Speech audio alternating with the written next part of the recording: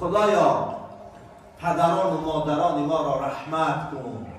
اگر این دعا را هر یک مسلمان از قفای نمازهای 5 وقته‌اش نماید، حضرت سفیان بن عیینه رحمت الله علیه میگوید همین نمود انسان شکرانه پدر و مادر را به جا آورده است. بندگان خداوند، حتی پیامبران الهی را خدا در قرآن وصف می نماید، وصفی که اونها احترام پدران و مادران خود را می داشتند. خداوند جل شأنه یحیی علیه السلام را ذکر می نماید و می فرماید و برا بوالدیه ولم یکن جبارا عصیا. وصف زیبای برای یحیی می کند که تا روز قیامت در قرآن کلام خدا بر زبان مسلمانان تلاوت می شود. می فرماید که یحیی پیامبر من بسیار با احترام بود نسبت پدر و مادر خویش. ولم یکن جبارا عصیا. و یحیی علیه السلام از انسانهای سرکش، متکبر، جنایتکار، نافرمان نبودند. ببینید صفت نیک این پیامبر در قرآن ذکر شد. پیروان خدا و پیامبر و پیروان انبیا علیه السلام این صفتان زیبای قرآنی را با خود بگیرید، احترام پدر و مادران خود را بکنید و پیروان خدا و پیامبر باشید. الله عزوجل در یک آیه مبارکه دیگر حضرت عیسی علیه السلام را با این وصف نیک وصف می نماید و می فرماید و برا بوالدتی ولم یجعلنی جبارا شقیا. خداوند متعال عیسی علیه السلام را می گوید که این پیامبر اولوالعزم بسیار نیکو بر مادرش بود و دعا می کند که خدای متعال الحمدلله که من را سرکش، متکبر و دور از رحمت پروردگار متعال نآفرید. الله ذوالجلال در یک آیه دیگری قرآنی می فرمایند و قضى ربک الا تعبدوا الا ایاه و بالوالدین احسانا. بندگان خداوند شما را امر می نماید، وصیت می نماید تنها پروردگار عالمیان را بپرستید و بر پدر و مادر خویش نیکو باشید. نیکو بر زبان، نیکو بر فعل، بر کردار و رفتار. صفاتی هست که خداوند متعال اون را در قرآن ذکر کرد و می فرماید اگر پدران و مادران شما پیرانسال هستند، عمر رفته هستند، ضعیف هستند و زنده هستند، یا یکی از اونها زنده هست، وقتا که شما را کاری میفرمند که او را انجام بدهید برای اونها اوف نگویید. پدر و مادر خویش را ناراحت ننمایید، زیرا پیامبر اکرم صلی الله علیه و سلم میفرمایند رضای پروردگار عالمیان در رضای پدر و مادر است. بندگان خداوند، قسم به خدا اگر پدر و مادر ما و شما رضا نباشد از ما و شما، خداوند متعال از ما و شما راضی نیست. پیامبر میفرماید که ناراضگی پدر و مادر این خود غضب خداوند و سخط او می باشد. الله جل شأنه در دوام این آیه مبارکه می فرماید واغفر لهما جناح الذل من الرحمه. وقتا که بر پدر و مادر روپرو می شوی متکبرانه روپرو مشو، شکسته حال روپرو بشو. زیرا که اگر با قوتم که باشی، قویرم که باشی، در نزد پدر و مادر کوچک هستی. اونها سببی به دنیا آمدنی تو شدن. خدا میگوید هیچگاه روپرو شدن با پدر و مادر با صفات متکبرانه ننما. و قل رب ارحمهما کما ربیانی صغیرا.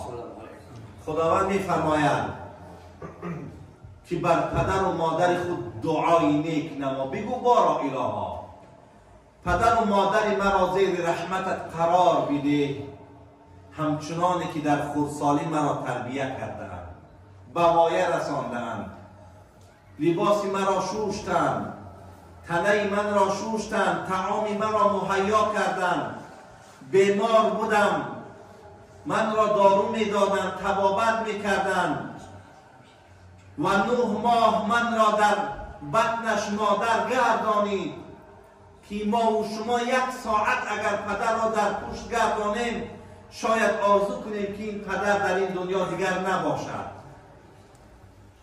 اوف نمیگفت، خرسند بود، خوشحال بود. پس احترام پدر را نمایید. حضرت عبدالله ابن مسعود رضی الله عنه می‌فرمایند پیامبر را پرسیدم کدام از عملها را خدا بسیار دوست می‌دارد؟ میگوید رسول الله صلی الله علیه و سلم گفت عبدالله بهترینی عمل در پیشگاه خدا این است که بنده مسلمان 5 وقت نماز خود را در وقتش بخواند. حضرت میگوید باز پرسیدم ای رسول خدا باز کدام عملی هست که خدا بسیار او را دوست می‌دارد؟ میگوید رسول الله فرمودند بعد از نماز عملی که خدا او را دوست می‌دارد، بسیار مقامی بزرگ در پیشگاه خدا دارد، این احترام پدر و مادر است. میگوید باز پرسیدم حضرت فرمودند جهاد در راه خداوند. یکی از صحابگان پیش پیامبر آمدند، گفتند یا رسول الله من را اجازت بده که در راه خدا جهاد نمایم. ببینید رسول الله برای این جوان چی توصیه دادند. پیامبر فرمودند احی والدک، پدر و مادر تو زنده هست؟ جوان گفتند که ای رسول خدا بله پدر و مادر من ضعیف هستند، موی سفید هستند، پیرانسال هستند، لیک زنده هستند. پیامبر خدا فرمودند ففیهما فجاهد، اگر میخواهی که اجر و پاداشت جهاد در راه خداوند را کسب نمایی و روز قیامت همچون مجاهد حشر شوی، پس احترام پدر و مادرت را نما. برو و در خدمت پدر و مادرت باش.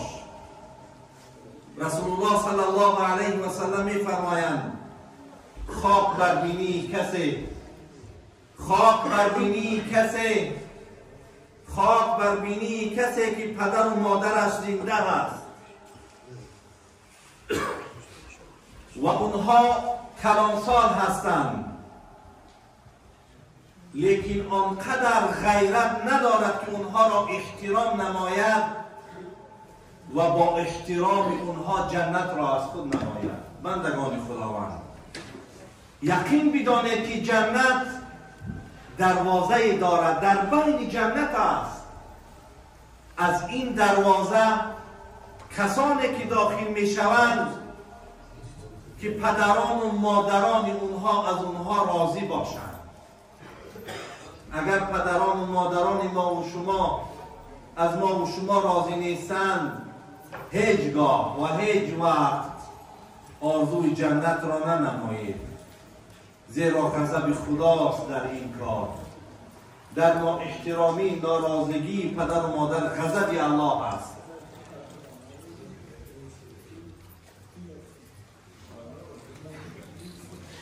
در یک حدیث دیگر آخران حدیث است، میخوانیم نماز را شروع میکنیم. پیامبر اکرم صلی الله علیه و سلم فرموده اند هنگامی که انسان از دنیا میگذشته است نامه اعمال او بسته می شده است مگر سه طایفه انسان ها نامه اعمالشان تا روز قیامت بسته نمی شود. یکی از اونها انسانی هست که از خود یک کار نیک میگذارد، یک صدقه میگذارد که از اون مسلمان ها استفاده میکنند، مسجد بنا میکند، بیمارخانه بنا میکند، یک راه را جور میکند. و دومین طایفه انسان هایی که نامه اعمال اونها قطع نمی شود انسان هایی هستند که پدر و فرزند دارند، پدر و مادری هستند که فرزند دارند که در حق اونها دعا میکنند. و سومین طایفه که خداوند اعمال اونها را قطع نمی کند علما هستند که خداوند متعال به سبب دعوت اونها و به سبب تعلیم اونها اعمالهای اونها را قطع نمی کند و اجر و پاداش اونها تا روز قیامت باقی میماند.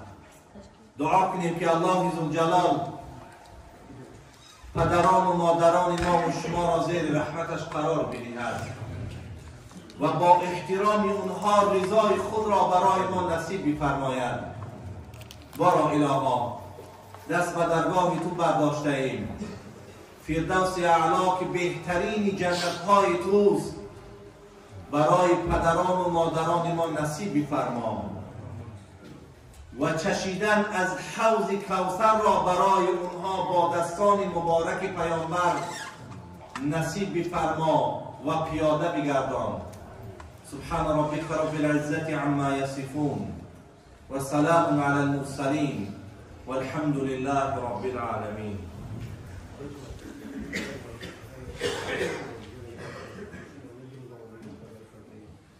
یکی از برادران ما و شما پدرشان از دنیا گذشتند.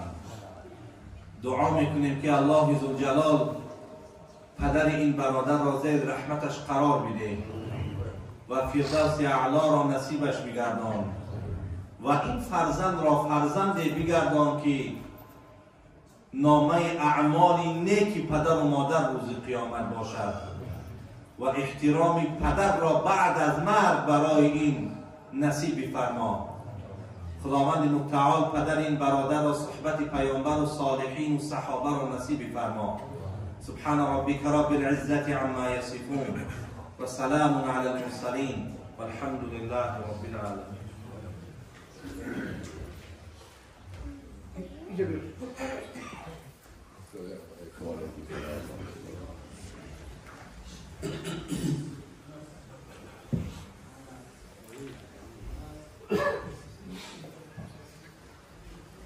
الله أكبر الله